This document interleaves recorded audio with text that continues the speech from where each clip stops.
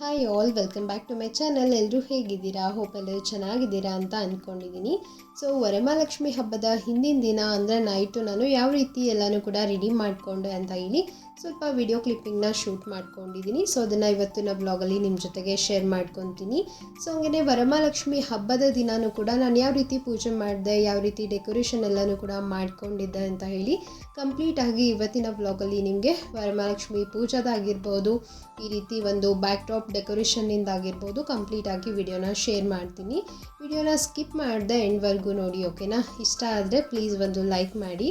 So ಹಿಂದ್ಗಡೆ ನಾನು ಈ ರೀತಿ ಒಂದು ಮನೆಯಲ್ಲಿ ಶಾಲ್ ಇತ್ತು ಗೋಲ್ಡನ್ ಕಲರ್ದು. ಸೊ ಅದನ್ನು ಹಾಕ್ಕೊಂಡು ರೆಡಿ ಮಾಡ್ಕೊತಾ ಇದ್ದೀನಿ. ಸಿಂಪಲ್ಲಾಗಿ ಮಾಡ್ಕೊತಾ ಇದ್ದೀನಿ, ತುಂಬ ಗ್ರ್ಯಾಂಡಾಗಿ ಏನೂ ಇಲ್ಲ. ಸೊ ಸಿಂಪಲ್ಲಾಗಿ ಅಂದ್ರೂ ಅದು ಲಾಸ್ಟಿಗೆ ನೋಡೋದಕ್ಕೆ ತುಂಬ ಚೆನ್ನಾಗಿ ಗ್ರ್ಯಾಂಡಾಗಿ ಕಾಣಿಸ್ತಾ ಇತ್ತು. ಸೊ ಈ ರೀತಿ ಗೋಲ್ಡನ್ ಕಲರ್ ಶಾಲ್ ಹಾಕ್ಕೊಂಡಿರೋದ್ರಿಂದ ಒಂಥರ ಬ್ರೈಟಾಗಿ ಚೆನ್ನಾಗಿ ಕಾಣಿಸ್ತಾ ಇತ್ತು. ಸೊ ಹಂಗೆ ಮನಿ ಪ್ಲ್ಯಾಂಟ್ದು ನನ್ನ ಹತ್ರ ಒಂದು ಪ್ಲಾಸ್ಟಿಕ್ದು ಲೀಫ್ದು ಬಳ್ಳಿ ಇತ್ತು. ಸೊ ಅದನ್ನು ಕೂಡ ಹಿಂದ್ಗಡೆ ಹಾಕೊತಾ ಇದ್ದೀನಿ, ಚೆನ್ನಾಗಿ ಕಾಣಿಸುತ್ತೆ ಅಲ್ವಾ? ಸೊ ಯಾವುದೇ ಒಂದು ಡೆಕೋರೇಷನ್ನ ಮಾಡ್ಕೊಳ್ಳಿ, ಸ್ವಲ್ಪ ಗ್ರೀನರಿ ಥರ ಇದ್ದರೆ ತುಂಬ ಚೆನ್ನಾಗಿ ಕಾಣಿಸುತ್ತೆ. ಸೊ ಹಂಗಾಗಿ ನಾನು ಈ ಮನಿ ಪ್ಲ್ಯಾಂಟ್ದು ಬಳ್ಳಿನ ಹಿಂದ್ಗಡೆ ಡಿಸೈನ್ ಆಗಿ ಹಾಕ್ಕೊಂಡು ಮೇಲ್ಗಡೆ ಸ್ವಲ್ಪ ಲೈಟ್ಸ್ನು ಕೂಡ ಹಾಕೊತಾ ಇದ್ದೀನಿ. ಲೈಟ್ಸ್ ಹಾಕ್ಕೊಂಡ್ರೇ ಒಂದು ಕಳೆ ಅಂತ ಹೇಳ್ಬೋದು. ಸೊ ಹಂಗಾಗಿ ಹಿಂದ್ಗಡೆ ಸ್ವಲ್ಪ ನನಗೆ ಹೆಂಗೆ ತಿಳಿಯುತ್ತೋ ಆ ರೀತಿ ನಾನು ಸಿಂಪಲ್ಲಾಗಿ ಡೆಕೋರೇಷನ್ನ ಮಾಡ್ಕೊತಾ ಇದ್ದೀನಿ. ಹಬ್ಬದ ಹಿಂದಿನ ದಿನ ನೈಟು ನಾವು ಎಲ್ಲ ರೆಡಿ ಮಾಡಿ ಇಟ್ಕೊಂಡ್ಬಿಟ್ರೆ ಬೆಳಿಗ್ಗೆ ಬೇಗನೆ ಪೂಜೆನ ಮುಗಿಸ್ಕೊಂಡ್ಬಿಡ್ಬೋದು. ಸೊ ನಾನು 7:30 8 o'clock ಅಷ್ಟೊತ್ತಿಗೆ ಪೂಜೆ ಎಲ್ಲನೂ ಕೂಡ ಮುಗಿಸ್ಕೊಂಡೆ. ನೈವೇದ್ಯನ ನಾವು ನಿಧಾನಕ್ಕೆ ಮಾಡಿಕೊಂಡ್ರೂ ಪರವಾಗಿಲ್ಲ, ಪೂಜೆನ ಬೇಗನೆ ಮಾಡ್ಕೋಬೇಕು ಅಂತ ಹೇಳಿ ರಾತ್ರಿನೇ ಎಲ್ಲನೂ ಕೂಡ ರೆಡಿ ಮಾಡಿ ಇಟ್ಕೊತಾ ಇದ್ದೀನಿ. ನನ್ನ ಹಸ್ಬೆಂಡ್ ಕೂಡ ಸ್ವಲ್ಪ ಹೆಲ್ಪ್ ಮಾಡಿದರು ಡೆಕೋರೇಷನ್ನ ಮಾಡೋದಕ್ಕೆ. ಸೊ ಹಂಗಾಗಿ ನೈಟ್ ಇಬ್ಬರು ಸೇರಿ ಎಲ್ಲನೂ ರೆಡಿ ಮಾಡಿ ಇಟ್ಕೊಂಡೆ. ಹಾಗೆ ನನ್ನ ತಂಗಿ ಅನೂ ಕೂಡ ಬಂದಿದ್ಲು. ಸೊ ಸ್ಯಾರಿನೂ ಕೂಡ ನಾವು ಸ್ವಲ್ಪ ಫ್ರೀ ಪ್ಲೇಟ್ ಮಾಡಿ ಇಟ್ಕೊಂಡ್ಬಿಡೋಣ, ಬೆಳಿಗ್ಗೆ ಈಸಿಯಾಗಿ ಡ್ರಾಪಿಂಗ್ ಮಾಡ್ಬೋದು ಅಂತ ಹೇಳಿ. ಬಿಕಾಸ್ ಬೆಳಿಗ್ಗೆ ಅನೂ ಕೂಡ ಬೇಗ ಎದ್ದಿರಲ್ಲ ಅಲ್ವಾ? ಸೊ ನನಗೆ ಒಬ್ಳಿಗೆ ಮಾಡೋದಕ್ಕೆ ಕಷ್ಟ ಆಗುತ್ತೆ. ಸೊ ಹಂಗಾಗಿ ನೈಟೇ ಎಲ್ಲನೂ ಕೂಡ ರೆಡಿ ಮಾಡಿ ಇಟ್ಟು ಮಲ್ಕೊಂಡ್ಬಿಡೋಣ, ಬೆಳಿಗ್ಗೆ ಎದ್ದು ಈಸಿಯಾಗಿ ಸ್ಯಾರಿನೂ ಕೂಡ ಉಡಿಸ್ಬೋದು ಅಂತ ಹೇಳಿ ನೈಟೇ ಎಲ್ಲನೂ ಕೂಡ ಪ್ರಿಪೇರ್ ಮಾಡ್ಕೊತಾ ಇದ್ದೀನಿ. ದೇವರಿಗೆ ಉಡಿಸೋಂತಹ ಸ್ಯಾರಿನ ನೀವು ಫೋಲ್ಡ್ ಮಾಡ್ತಿದ್ದೀರಾ ಅಥವಾ ಕೆಳಗಡೆ ನೆಲದ ಮೇಲೆ ಹಾಕಿ ಫೋಲ್ಡ್ ಮಾಡ್ತಿದ್ದೀರಾ ಅಂದರೆ ನೆಲನ ಒಂದ್ಸತಿ ಚೆನ್ನಾಗಿ ನೀಟಾಗಿ ಒರೆಸ್ಕೊಂಡು ನೀವು ಕೆಳಗಡೆ ಹಾಕ್ಕೊಂಡು ಫೋಲ್ಡ್ ಮಾಡ್ಬೋದು. ಚಾಪೆ ಮೇಲೆಲ್ಲ ಹಾಕಿ ಫೋಲ್ಡ್ ಮಾಡೋದಕ್ಕೆ ಹೋಗಬೇಡಿ, ಯಾರಾದರೂ ನೆಕ್ಸ್ಟ್ ಮಾಡೋರಿಗೆ ಹೇಳ್ತಾ ಇದ್ದೀನಿ. ಬಿಕಾಸ್ ತುಂಬ ಜನ ಚಾಪೆ ಮೇಲೆ ಹಾಕ್ಕೊಂಡು ಫೋಲ್ಡ್ ಮಾಡ್ತಾರೆ, ಬಟ್ ಚಾಪೆನಲ್ಲಿ ನಾವು ಮಲ್ಕೊಂಡಿರ್ತೀವಿ ಅಲ್ವಾ? ಸೊ ಅದನ್ನು ನಾವು ಚಾಪೆ ಮೇಲೆ ಸೀರೆನ ಹಾಕಿ ಫೋಲ್ಡ್ ಮಾಡೋದ್ರಿಂದ ಅದು ಅಷ್ಟು ದೇವರಿಗೆ ನಾವು ಅದನ್ನು ಉಡಿಸ್ತೀವಿ, ಅದು ಹೇಗೆ ಮಡಿ ಮಾಡ್ದಂಗೆ ಆಗುತ್ತೆ ಅಲ್ವಾ? ತುಂಬ ಜನ ಆ ಥರ ಮಾಡಿರೋದನ್ನು ನಾನು ನೋಡಿದ್ದೀನಿ. ಸೊ ಹಂಗಾಗಿ ಇದೊಂದು ನನ್ನ ಕಡೆಯಿಂದ ನಿಮಗೆಲ್ಲರಿಗೂ ಹೇಳ್ತಾ ಇದ್ದೀನಿ. ಚಾಪೆ ಮೇಲೆಲ್ಲ ಹಾಕಿ ಫೋಲ್ಡ್ ಮಾಡಿಕೊಂಡ್ರೆ ಅದು ಹೇಗೆ ಮಡಿ ಮಾಡ್ದಂಗೆ ಆಗುತ್ತೆ ಅಲ್ವಾ? ಸೊ ನಾವು ನೆಲದ ಮೇಲೆ ಚೆನ್ನಾಗಿ ನೆಲನ ಗೋಮೂತ್ರ ಹಾಕಿ ಒರೆಸ್ಕೊಂಡು ನೀಟಾಗಿ ಅದ್ರ ಮೇಲ್ಗಡೆ ಫೋಲ್ಡ್ ಮಾಡಿಕೊಂಡ್ರೆ ಓಕೆ, ಪರವಾಗಿಲ್ಲ. ಬಟ್ ಚಾಪೆ ಮೇಲೆಲ್ಲ ಹಾಕಿ ದಯವಿಟ್ಟು ಫೋಲ್ಡ್ ಮಾಡೋದಕ್ಕೆ ಹೋಗಬೇಡಿ. ಸೊ ದೇವರಿಗೆ ಉಡ್ಸೋದು ಅಲ್ವಾ? ಸೊ ನಾವು ಉಟ್ಕೊಳ್ಳೋದಂದರೆ ನಡೆಯುತ್ತೆ, ದೇವರಿಗೆ ಉಡ್ಸೋವಾಗ ಸ್ವಲ್ಪನಾದರೂ ನಾವು ಭಕ್ತಿಯಿಂದ ಸ್ವಲ್ಪ ಆದರೂ ಮಡಿಯಿಂದ ನಾವು ಮಾಡಬೇಕಾಗತ್ತೆ. ಸೊ ಹಂಗಾಗಿ ಇದೊಂದು ನನ್ನ ಕಡೆಯಿಂದ ನಿಮಗೆ ಸಜೆಷನ್ನ ಹೇಳ್ತಾ ಇದ್ದೀನಿ. ಸೊ ತುಂಬ ಜನ ಚಾಪೆ ಮೇಲೆ ಹಾಕಿದರೆ ಪರವಾಗಿಲ್ಲ, ಅದೇನು ನಡೆಯುತ್ತೆ ಅಂತ ಹೇಳಿ ಹೇಳ್ತಾರೆ. ಬಿಕಾಸ್ ನೀವೇ ಯೋಚನೆ ಮಾಡಿ, ಚಾಪೆ ಮೇಲೆ ಮಲ್ಕೊಂಡಿರ್ತೀವಿ. ಸೊ ಚಾಪೆ ಮೇಲೆಲ್ಲ ನಾವು ಸ್ಯಾರಿನ ಹಾಕಿ ಫೋಲ್ಡ್ ಮಾಡೋದು ಒಂದು ರೀತಿ ರಾಂಗ್ ಅಂತ ಅನಿಸುತ್ತೆ. ಸೊ ಹಾಗೆಯೇ ತುಂಬ ಜನ ಸ್ಯಾರಿನ ಪರ್ಚೇಸ್ ಮಾಡೋದಕ್ಕೆ ಹೋದಾಗ ಶಾಪಲ್ಲಿ ಮೈ ಮೇಲೆಲ್ಲ ಹಾಕ್ಕೊಂಡು ನೋಡಿರ್ತಾರೆ ಹೇಗೆ ಕಾಣಿಸುತ್ತೆ ಅಂತ ಹೇಳಿ. ಬಟ್ ಅದೇ ಸ್ಯಾರಿನೇ ತೊಗೊಂಡು ಬಂದು ದೇವರಿಗೆಲ್ಲ ಉಡಿಸ್ತಾರೆ. ಬಟ್ ಆ ರೀತಿಯೂ ಕೂಡ ದಯವಿಟ್ಟು ಯಾರೂ ಮಾಡೋದಕ್ಕೆ ಹೋಗಬೇಡಿ. ಸೊ ನಾವು ಮೈ ಮೇಲೆ ಹಾಕ್ಕೊಂಡು ಉಟ್ಕೊಂಡಿರುವಂತಹ ಸೀರೆನ ದೇವರಿಗೆ ಉಡಿಸಿದ್ರೆ ಅದು ಹೇಗೆ ನಾವು ಹೊಸ ಸೀರೆನ ದೇವರಿಗೆ ಉಡಿಸ್ದಂಗೆ ಆಗುತ್ತೆ ಹೇಳಿ ಅಲ್ವಾ? ಅದು ರೇಷ್ಮೆ ಆಗಿದ್ರೂ ಪರವಾಗಿಲ್ಲ, ಯಾವುದೇ ಆಗಿದ್ರೂ ಪರವಾಗಿಲ್ಲ, ಮೈ ಮೇಲೆ ಹಾಕದೇ ಇರುವಂತಹ ಸೀರೆನ ನೀವು ದೇವರಿಗೆ ಉಡಿಸೋದ್ರಿಂದ ಅದು ತುಂಬಾ ಒಳ್ಳೆಯದು. ನಾವು ಗೋಲ್ಡ್ ಜ್ಯುವೆಲ್ಲರಿ ಅಂತೂ ಏನು ಮಾಡೋದಕ್ಕಾಗಲ್ಲ, ಸ್ವಲ್ಪ ಅದಕ್ಕೆ ನಾವು ಈ ಗೋಮೂತ್ರ ಹಾಕಿ ಸ್ವಲ್ಪ ಮಡಿ ಮಾಡಿ ದೇವರಿಗೆ ಹಾಕೋಬೋದು. ಬಟ್ ಆದರೆ ಸೀರೆನ ನಾವು ಹಾಕ್ಕೊಂಡಿರುವಂತಹ ಸೀರೆನ ದೇವರಿಗೆ ಉಡಿಸೋದು ತುಂಬಾ ಒಂದು ರೀತಿ ರಾಂಗ್ ಅಂತ ಅನಿಸುತ್ತೆ. ಸೊ ನನ್ನ ಒಪಿನಿಯನ್ನ ನಿಮ್ಮ ಜೊತೆಗೆ ಶೇರ್ ಮಾಡಿದ್ದೀನಿ. ಸೊ ಏನಾದರೂ ರಾಂಗ್ ಹಾಕಿದರೆ ದಯವಿಟ್ಟು ನನಗೂ ಕೂಡ ತಿಳಿಸಿ, ನಾನು ಕೂಡ ಅದನ್ನು ಸರಿ ಮಾಡ್ಕೊತೀನಿ. ಸ್ಯಾರಿ ಪ್ಲೇಟ್ನ ಯಾವ ರೀತಿ ಮಾಡೋದು ಅಂತ ಹೇಳಿ ನಾನು ಡೀಟೇಲಾಗಿ ಏನೋ ತೋರಿಸಿಲ್ಲ ನಿಮಗೆ, ಬಿಕಾಸ್ ಟೈಮ್ ಇರಲಿಲ್ಲ ಅಲ್ವಾ? ಸೊ ಹಂಗಾಗಿ ನೋಡಿ ಎಷ್ಟು ನೀಟಾಗಿ ಕಾಣಿಸ್ತಾ ಇದೆ ಅಂತ. ಸ್ಯಾರಿ ಕೂಡ ಅಷ್ಟೇ ತುಂಬ ಚೆನ್ನಾಗಿದೆ, ಸಾಫ್ಟಾಗಿ. ಸೊ ಹಂಗಾಗಿ ಪ್ಲೇಟ್ಸ್ ಕೂಡ ಅಷ್ಟೇ ತುಂಬ ಚೆನ್ನಾಗಿ ರೆಡಿ ಆಯಿತು. ಸೊ ನೆಕ್ಸ್ಟ್ ಡೇ ಮಾರ್ನಿಂಗ್ ನಾನು 4:30ಗೆ ವ್ಲಾಗ್ನ ಕಂಟಿನ್ಯೂ ಮಾಡ್ತಾ ಇದ್ದೀನಿ. ಸೊ ನಾನು ಎದ್ದಾಗ 4 ಆಗಿತ್ತು. 4:30ಗೆಲ್ಲ ನಾನು ಈ ರೀತಿ ಚೆನ್ನಾಗಿ ರಂಗೋಲಿನ ಹಾಕ್ಕೊಂಡಿದ್ದೆ. ಸೊ ಸ್ವಲ್ಪ ಟೈಮ್ ಬೇಕಾಗುತ್ತೆ ಕಲರ್ ಎಲ್ಲ ಹಾಕೋಬೇಕು ಅಂತ ಅಂದರೆ ಸ್ವಲ್ಪ ಫ್ರೀ ಹ್ಯಾಂಡ್ ಹಾಕ್ಕೊಂಡು ಚಿಕ್ಕದಾಗೆ ರಂಗೋಲಿನ ಹಾಕ್ಕೊಂಡಿದ್ದೀನಿ. ತುಂಬ ದೊಡ್ಡ ರಂಗೋಲಿ ಹಾಕೋಬೋದು. ಇಬ್ಬರಿದ್ದರೆ ಕಲರ್ ತುಂಬೋದಕ್ಕೆ ಚೆನ್ನಾಗಿ ಅನಿಸುತ್ತೆ, ಬಟ್ ಒಬ್ಬರಿಗೆ ತುಂಬೋದಕ್ಕೆ 1 ಅವರ್ ಮಿನಿಮಮ್ ಬೇಕು. ಸೊ ಹಂಗಾಗಿ ನಾನು ಸಣ್ಣದಾಗಿ ಈ ರೀತಿ ರಂಗೋಲಿನ ಹಾಕ್ಕೊಂಡಿದ್ದೀನಿ. ನೋಡೋದಕ್ಕೆ ತುಂಬ ಚೆನ್ನಾಗಿ ಕಾಣಿಸ್ತಾ ಇತ್ತು. ಹಾಗೆ ಹೊಸ್ಲ ಹತ್ರನೂ ಕೂಡ ಸಿಂಪಲ್ಲಾಗಿ ಈ ರೀತಿ ಒಂದು ರಂಗೋಲಿನ ಹಾಕ್ಕೊಂಡಿದ್ದೀನಿ. ಹೊರಗಡೆ ಕೆಲಸ ಎಲ್ಲ ಮುಗಿಸ್ಕೊಂಡು ನಾನು ಫಸ್ಟ್ ಸ್ನಾನ ಮಾಡಿಕೊಂಡು ಹೊಸ್ತಲಿಗೆ ಪೂಜೆನ ಮಾಡ್ಕೊಂಡಿದ್ದೀನಿ. ಹೊಸ್ತಲು ಪೂಜೆನ ಮುಗಿಸ್ಕೊಂಡು ಇವಾಗ ಒಳಗಡೆ ಲಕ್ಷ್ಮಿನ ಕುಂದಿರ್ಸ್ಕೊಳ್ಳೋಣ ಅಂತ ಹೇಳಿ ಎಲ್ಲನೂ ರೆಡಿ ಮಾಡ್ಕೊತಾ ಇದ್ದೀನಿ. ಇವಾಗ ಲಕ್ಷ್ಮಿಗೆ ಸ್ಯಾರಿನ ಉಡಿಸ್ತಾ ಇದ್ದೀನಿ. ನೋಡಿ ಪ್ಲೇಟ್ಸ್ ಅಂತೂ ತುಂಬ ಚೆನ್ನಾಗಿ ಬಂದಿದೆ, ತುಂಬ ನೀಟಾಗಿ ಕಾಣಿಸ್ತಾ ಇತ್ತು. ಸ್ಯಾರಿ ಎಲ್ಲನೂ ಸ್ವಲ್ಪ ಸಾಫ್ಟ್ ಆಗಿದ್ದರೆ ಪ್ಲೇಟ್ಸ್ ಕೂಡ ಅಷ್ಟೇ ನೀಟಾಗಿ ಕೂತ್ಕೊಳ್ಳುತ್ತೆ. ಬಟ್ ಒಬ್ಳಿಗೆ ಉಡ್ಸೋದಕ್ಕೆ ಸ್ವಲ್ಪ ಕಷ್ಟ ಆಗ್ತಾಯಿತ್ತು, ಆದ್ರೂ ಪರವಾಗಿಲ್ಲ. ಅನೂ ಕೂಡ ಇನ್ನೂ ಎದ್ದಿರಲಿಲ್ಲ. ಸೊ ಹಂಗಾಗಿ ನಾನು ಒಬ್ಬಳೇ ಉಡಿಸ್ತಾ ಇದ್ದೀನಿ ಸ್ಯಾರಿನ. ಸ್ಯಾರಿ ಸ್ವಲ್ಪ ಸಾಫ್ಟ್ ಆಗಿದ್ದರೆ ಚೆನ್ನಾಗಿ ಕೂತ್ಕೊಳ್ಳುತ್ತೆ. ಸೊ ನಾನಿಲ್ಲಿ ಕೈ ಕಾಲು ಅದೆಲ್ಲ ಹಾಕ್ತಾರೆ ಅಲ್ವಾ ಲಕ್ಷ್ಮಿಗೆ, ಅದೆಲ್ಲ ಏನೂ ಹಾಕೋದಿಲ್ಲ. ಬಿಕಾಸ್ ಅದೆಲ್ಲ ಒಂಥರ ಆರ್ಟಿಫಿಷಿಯಲ್ ಲಕ್ಷ್ಮಿ ಥರ ಅನಿಸುತ್ತೆ. ಆಮೇಲೆ ಕೈ ಕಾಲು ಅದೆಲ್ಲ ಹೊರಗಡೆ ಮಾಡಿರ್ತಾರೆ, ಒಳಗಡೆ ಎಲ್ಲ ಯಾವ ರೀತಿ ಬಟ್ಟೆ ಹಾಕಿರ್ತಾರೆ ಅಥವಾ ಯಾವ ರೀತಿ ಕಾಟನ್ ಯೂಸ್ ಮಾಡಿರ್ತಾರೆ ಅಂತ ಹೇಳಿ ಗೊತ್ತಿರಲ್ಲ. ಸೊ ಹಂಗಾಗಿ ನಾನು ಅದೆಲ್ಲ ಏನೂ ಹಾಕೋದಿಲ್ಲ. ನ್ಯಾಚುರಲಾಗಿ ನಾವು ಮೊದಲೆಲ್ಲ ಯಾವ ರೀತಿ ಮಾಡ್ತಿದ್ರು ಅಲ್ವಾ ಅದೇ ರೀತಿ ಮಾಡಿಕೊಂಡು ಬರ್ತಾಯಿದ್ದೀನಿ. ಸ್ಯಾರಿನ ಈ ರೀತಿ ನಾನು ಉಡ್ಸ್ಕೊಂಡಿದ್ದೀನಿ. ತೋರಿಸ್ತೀನಿ ನಾನು ನಿಮಗೆ ಕಂಪ್ಲೀಟಾಗಿ ಲಾಸ್ಟಿಗೆ ಯಾವ ರೀತಿ ಕಾಣಿಸುತ್ತೆ ಅಂತ ಹೇಳಿ. ಲಕ್ಷ್ಮೀ ಪೂಜೆ ದಿನ ನಾನು ಸ್ಯಾರಿನ ಹಾಕ್ಕೊಂಡಿರಲಿಲ್ಲ. ಫಸ್ಟು ಎಲ್ಲ ರೆಡಿ ಮಾಡ್ಕೊಂಡ್ಬಿಡೋಣ, ನೈವೇದ್ಯಕ್ಕೆಲ್ಲನೂ ರೆಡಿ ಮಾಡಿಕೊಂಡು ಲಾಸ್ಟಿಗೆ ಸ್ಯಾರಿ ಉಟ್ಕೊಂಡು ಪೂಜೆ ಮಾಡೋಣ, ಅಥವಾ ಸಂಜೆ ನಾವು ಅರ್ಶಿನ ಕುಂಕುಮಕ್ಕೆ ಕರೆದಿರ್ತೀವಿ ಅಲ್ವಾ ಆವಾಗ ಸ್ಯಾರಿನ ಉಟ್ಕೊಳ್ಳೋಣ ಅಂತ ಹೇಳಿ. ಸೊ ಮೊದಲು ನಾನು ಒಂದು ಡ್ರೆಸ್ನ ಹಾಕ್ಕೊಂಡು ಎಲ್ಲ ರೆಡಿ ಮಾಡ್ಕೊತಾ ಇದ್ದೀನಿ. ನಾನಿಲ್ಲಿ ಆರ್ಟಿಫಿಷಿಯಲ್ ಫೇಸ್ ಎಲ್ಲನೂ ಕೂಡ ಯೂಸ್ ಮಾಡಲ್ಲ, ಬೆಳ್ಳಿ ಮುಖವಾಡ ಇರುತ್ತೆ ಅಲ್ವಾ ಅದನ್ನೇ ಹಾಕ್ಕೊತೀನಿ. ಹಾಗೆ ಜ್ಯುವೆಲ್ಲರಿ ನಾನು ಆರ್ಟಿಫಿಷಿಯಲ್ ಜ್ಯುವೆಲ್ಲರಿನೇ ಹಾಕಿರೋದು. ಹಾಗೆ ಹಿಂದ್ಗಡೆ ಹಾರ ಹಾಕೋದಕ್ಕೆ ನೋಡಿ ಈ ರೀತಿ ನಾನು ಒಂದು ರಿಂಗ್ದು ಒಂದು ಸ್ಟ್ಯಾಂಡ್ನ ಪರ್ಚೇಸ್ ಮಾಡಿದ್ದೆ. ಸೊ ಅದು ತುಂಬ ಚೆನ್ನಾಗಿ ಯೂಸ್ ಆಯಿತು ಅಂತಲೇ ಹೇಳ್ಬೋದು. ಹೂವು ಹಾಕೋದಕ್ಕೆ ತುಂಬಾ ಹೆಲ್ಪ್ಫುಲ್ ಆಗುತ್ತೆ. ಫ್ರಂಟಿಂದ ತೋರಿಸ್ತೀನಿ ನನಗೆ ಎಷ್ಟು ಚೆನ್ನಾಗಿ ಕಾಣಿಸ್ತಾ ಇದೆ ಅಂತ ಹೇಳಿ. ಸೊ ಫೈನಲಿ ಪೂಜೆ ಎಲ್ಲನೂ ಕೂಡ ಮುಗಿಸ್ಕೊಂಡು ಧೂಪನೂ ಕೂಡ ಹಾಕ್ಕೊಂಡಿದ್ದೀನಿ. ಸೊ ನಾನು ಎಲ್ಲರೂ ಎದ್ಮೇಲೆ ಅಂದರೆ ನನ್ನ ಹಸ್ಬೆಂಡ್ ಮತ್ತು ನನ್ನ ತಂಗಿ ಎಲ್ಲರೂ ಎದ್ದು ಸ್ನಾನ ಎಲ್ಲನೂ ಅವರೆಲ್ಲ ಮುಗಿಸ್ಕೊಂಡ್ಮೇಲೆ ಇನ್ನೊಂದು ಸತಿ ಎಲ್ಲರೂ ಸೇರಿ ಪೂಜೆ ಮಾಡೋಣ ಅಂತ ಹೇಳಿ. ಹಿಂದ್ಗಡೆ ಬಾಳೆಕಂಬನೂ ಕೂಡ ಇನ್ನೂ ಇಟ್ಕೊಂಡಿಲ್ಲ, ಅದೊಂದು ಇಟ್ಕೋಬೇಕು. ಸೊ ಹಂಗೆ ಗೋಧಿ ಹುಲ್ಲು ನೋಡಿ ಎಷ್ಟು ಚೆನ್ನಾಗಿ ಕಾಣಿಸ್ತಾ ಇದೆ ಅಂತ ಹೇಳಿ. ತುಂಬ ಚೆನ್ನಾಗಿ ಬೆಳೆದಿತ್ತು. 8 ದಿನಕ್ಕೆಲ್ಲ ಇಷ್ಟು ಚೆನ್ನಾಗಿ ಗೋಧಿ ಹುಲ್ಲು ಬಂದಿದೆ. ಸೊ ತುಂಬ ಚೆನ್ನಾಗಿ ಕಾಣಿಸ್ತಾ ಇದ್ಲು ಲಕ್ಷ್ಮಿ ಅಲ್ವಾ. ನಿಮ್ಗೆ ಹೇಗೆ ಅನ್ನಿಸ್ತು, ನಾನು ಪೂಜೆ ಮಾಡಿರೋದು ಇಷ್ಟ ಆಯಿತಾ ಅಂತ ಹೇಳಿ ಕಾಮೆಂಟ್ ಸೆಕ್ಷನಲ್ಲಿ ತಿಳಿಸಿ. ಸೊ ಇವಾಗ ಬಾಳೆಕಂಬ ಎಲ್ಲನೂ ಇಟ್ಕೊಂಡ್ಮೇಲೆ ನಿಮಗೆ ತೋರಿಸ್ತಾ ಇದ್ದೀನಿ. ನೋಡಿ ಬಾಳೆಕಂಬ ಇಟ್ಕೊಂಡ್ರೆ ತುಂಬ ಚೆನ್ನಾಗಿ ಕಾಣಿಸುತ್ತೆ ಹಿಂದ್ಗಡೆ. ಸೊ ಫೈನಲಿ ಈ ರೀತಿ ನಾನು ಸಿಂಪಲ್ಲಾಗಿ ಪೂಜೆನ ಮಾಡ್ಕೊಂಡಿದ್ದೀನಿ. ಸಿಂಪಲ್ಲಾಗಿ ಅಂತ ಅಂದರೂ ಲಕ್ಷ್ಮಿ ಅಲ್ವಾ, ಗ್ರ್ಯಾಂಡಾಗೆ ಆಗಿಬಿಡತ್ತೆ ಅದು. ಸೊ ಮುಂದ್ಗಡೆ ಎಲ್ಲ ಹಣ್ಣು ಹಾಗೆ ಉಡಿ ಎಲ್ಲನೂ ಕೂಡ ಇಟ್ಕೊಂಡಿದ್ದೀನಿ. ಫೈನಲಿ ಲಕ್ಷ್ಮಿ ಈ ರೀತಿಯಾಗಿ ಕಾಣಿಸ್ತಾ ಇದ್ದಾಳೆ. ನಮ್ಮ ಮನೆಯ ಲಕ್ಷ್ಮಿ ಯಾವ ರೀತಿಯಾಗಿ ಕಾಣಿಸ್ತಾ ಇದ್ದಾಳೆ ಅಂತ ಹೇಳಿ ಕಾಮೆಂಟ್ ಸೆಕ್ಷನ್ನಲ್ಲಿ ತಿಳಿಸಿ.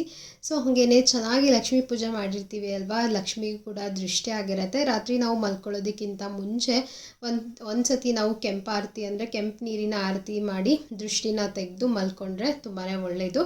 ಸೊ ನಾನು ಕೂಡ ನೈಟು ಕೆಂಪಾರತಿನ ಮಾಡ್ಕೊತೀನಿ. ಹಾಗೆ ನೈವೇದ್ಯಕ್ಕೋಸ್ಕರ ಫಸ್ಟ್ ನಾನು ಹೂರ್ಣನ ನೈವೇದ್ಯ ಮಾಡ್ತಾ ಇದ್ದೀನಿ. ಹೋಳಿಗೆಗಿಂತ ಹೂರ್ಣ ತುಂಬಾ ಇಷ್ಟ ಲಕ್ಷ್ಮಿಗೆ.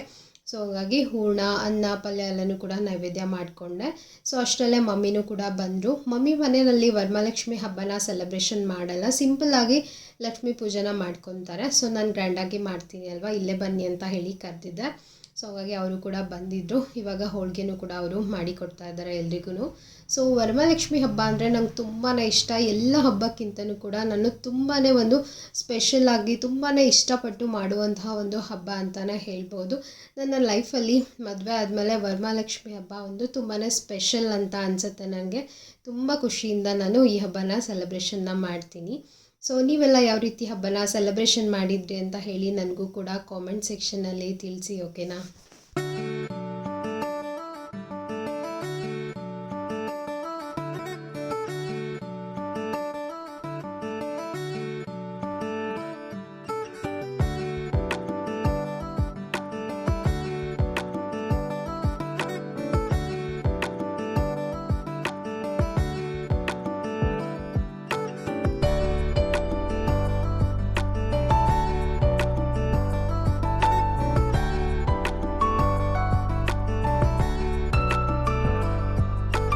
ಮಧ್ಯಾಹ್ನ ಸೂಪರಾಗಿ ಊಟ ಎಲ್ಲನೂ ಮುಗಿಸ್ಕೊಂಡು ಸ್ವಲ್ಪ ಹೊತ್ತು ರೆಸ್ಟ್ ಮಾಡಿ ಸಂಜೆ 6 ಗಂಟೆಗೆ ಇವಾಗ ರೆಡಿಯಾಗಿದ್ದೀನಿ. ಸಿಂಪಲ್ಲಾಗಿ ಒಂದು ಸ್ಯಾರಿನ ಉಟ್ಕೊಂಡಿದ್ದೀನಿ. ಸೊ ನನ್ನ ಆ್ಯನಿವರ್ಸರಿಗೆ ತೊಗೊಂಡಿದ್ದೆ ಅಲ್ವಾ, ಅದೇ ಸ್ಯಾರಿನ ವೇರ್ ಮಾಡಿದ್ದೀನಿ. ಸೊ ನಂಗೆ ತುಂಬ ಇಷ್ಟ ಈ ಸ್ಯಾರಿ. ಸೊ ಹಂಗಾಗಿ ಹಾಗೆ ಕಲರ್ ಕೂಡ ನಂಗೆ ತುಂಬ ಇಷ್ಟ, ಪರ್ಪಲ್ ಕಲರು. ಸೊ ಇದೇ ಸ್ಯಾರಿನ ಇವತ್ತು ಉಟ್ಕೊಂಡಿದ್ದೀನಿ. ಆ್ಯನಿವರ್ಸರಿ ದಿನ ಉಟ್ಕೊಳ್ಳೋದಕ್ಕಾಗಲಿಲ್ಲ ಅಲ್ವಾ, ಸೊ ಹಂಗಾಗಿ ಇವತ್ತು ಉಟ್ಕೊಳ್ಳೋಣ ಅಂತ ಹೇಳಿ ಉಟ್ಕೊಂಡಿದ್ದೀನಿ. ಸೊ ಆಂಟಿಗೆ ಮತ್ತು ನಮ್ಮ ಮನೆ ಅಕ್ಕಪಕ್ಕ ಇರೋರಿಗೆಲ್ಲರಿಗೂ ಕೂಡ ನಾನು ಉಡಿ ತುಂಬಿಸ್ಕೊಳ್ಳೋದಕ್ಕೆ ಕರೆದಿದ್ದೆ, ಅರಿಶಿನ ಕುಂಕುಮಕ್ಕೆ. ಸೊ ಆಂಟಿನೂ ಕೂಡ ಬಂದಿದ್ದರು. ಇವ್ರ ಮನೆ ನಮ್ಮ ಮನೆ ನಿಯರೇ ಇರೋದು. ಅವರು ಕೂಡ ಅರಿಶಿನ ಕುಂಕುಮ ತೊಗೊಂಡು ನನಗೂ ಕೂಡ ಅರಿಶಿನ ಕುಂಕುಮಕ್ಕೆ ಕರೆದು ಹೋದರು. ಸೊ ಲಾಸ್ಟಿಗೆ ನಾನು ಅವ್ರ ಮನೆಗೆ ಹೋದಾಗ ಅಲ್ಲೂ ಕೂಡ ವಿಡಿಯೋ ಕ್ಲಿಪ್ಪಿಂಗ್ ನಾನು ತೊಗೊಂಡಿದ್ದೀನಿ. ನನ್ನ ಕಸಿನ್ಸ್ ಮತ್ತು ಇನ್ನೊಬ್ಬರು ನಮ್ಮ ಆಂಟಿ ಎಲ್ಲರೂ ಕೂಡ ಬಂದಿದ್ದರು. ಆ ವಿಡಿಯೋ ಕ್ಲಿಪ್ಪಿಂಗ್ನ ನಿಮಗೆ ರಾ ಆಗಿ ಶೇರ್ ಮಾಡ್ತೀನಿ. ನಾವೆಲ್ಲ ಯಾವ ರೀತಿ ಕಾಮಿಡಿ ಮಾಡಿಕೊಂಡು ಖುಷಿಯಾಗಿರ್ತೀವಿ ಅಂತ ಹೇಳಿ ನಿಮಗೂ ಕೂಡ ಶೇರ್ ಮಾಡ್ತೀನಿ, ನೋಡ್ಕೊಂಡು ಬನ್ನಿ. ಸೊ ನಾವೆಲ್ಲರೂ ಸೇರಿದಾಗ ತುಂಬಾ ಎಂಜಾಯ್ ಮಾಡ್ತೀವಿ. ಸೊ ಟೈಮ್ ಹೇಗೆ ಸ್ಪೆಂಡ್ ಆಗುತ್ತೆ ಅಂತ ಗೊತ್ತಾಗಲ್ಲ. ಅವ್ರ ಮನೆಗೆ ಹೋಗಿ ನಾವು ಮುಗಿಸ್ಕೊಂಡು ಬಂದಾಗ ರಾತ್ರಿ 12 ಗಂಟೆ ಆಗಿಬಿಟ್ಟಿತ್ತು. ಸೊ ಅಷ್ಟು ನಮಗೆ ಟೈಮ್ ಹೋಗಿದ್ದೆ ಗೊತ್ತಾಗಲ್ಲ. ಅಷ್ಟು ಎಲ್ಲರೂ ಸೇರಿದಾಗ ತುಂಬಾ ಒಂದು ಎಂಜಾಯ್ ಮಾಡ್ತೀವಿ ಅಂತ ಹೇಳ್ಬೋದು. ಸೊ ಆಂಟಿನೂ ಕೂಡ ಇವಾಗ ಹೊರಡ್ತಾ ಇದ್ದಾರೆ. ಅವ್ರ ಮನೆಗೂ ಕೂಡ ಅರಿಶಿನ ಕುಂಕುಮಕ್ಕೆ ಕರೆದಿರ್ತಾರೆ ಅಲ್ವಾ, ಸೊ ಅಲ್ಲಿ ಕೂಡ ಎಲ್ಲರೂ ಬರ್ತಾರೆ ಅಂತ ಹೇಳಿ ಅವರು ಬೇಗನೆ ಅರಿಶಿನ ಕುಂಕುಮ ತೊಗೊಂಡು ಇವಾಗ ಹೊರಡ್ತಾ ಇದ್ದಾರೆ.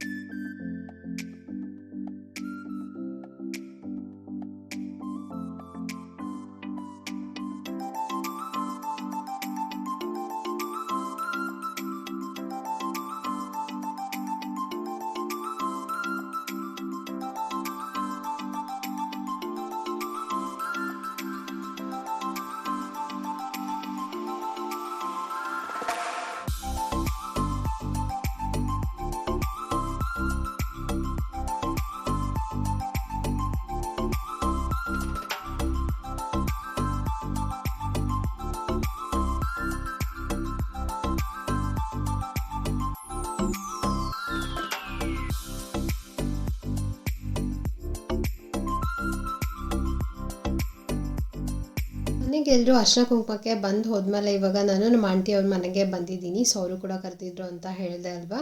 ಸೊ ಅವ್ರ ಮನೇಲಿ ಅರಿಶಿನ ಕುಂಕುಮನ ತೊಗೊಂಡು ಹೋಗೋಣ ಅಂತ ಹೇಳಿ ಬಂದಿದ್ದೀನಿ. ಸೊ ಇಲ್ಲಿ ಆರೆಂಜ್ ಕಲರ್ ಸ್ಯಾರಿ ಹಾಕ್ಕೊಂಡಿದ್ದಾರಲ್ವ, ಅವರು ಕೂಡ ನಮ್ಮ ಇನ್ನೊಬ್ಬರು ಆಂಟಿ. ಸೊ ಅವ್ರ ಕಸಿನ್ಸ್, ಅವ್ರ ಮಕ್ಕಳೆಲ್ಲನೂ ಕೂಡ ಬಂದಿದ್ದರು. ಸೊ ಅವರೆಲ್ಲರೂ ಕೂಡ ನನ್ನ ಕಸಿನ್ಸ್ ಆಗಬೇಕು. ಸೊ ನಾವೆಲ್ಲರೂ ಸೇರಿದಾಗ ತುಂಬ ಅಂದರೆ ತುಂಬ ಮಾತಾಡ್ತೀವಿ, ತುಂಬ ಕಾಮಿಡಿ ಮಾಡ್ತೀವಿ. ಎಷ್ಟು ಚೆನ್ನಾಗಿರುತ್ತೆ ಅಂದರೆ ನಿಜವಾಗ್ಲೂ ತುಂಬಾ ಖುಷಿ ಆಗುತ್ತೆ. ರಾ ವಿಡಿಯೋ ಕ್ಲಿಪ್ಪಿಂಗ್ಸ್ನ ಶೇರ್ ಮಾಡ್ತೀನಿ, ಕಂಪ್ಲೀಟಾಗಿ ನೋಡಿ ಎಂಜಾಯ್ ಮಾಡಿ.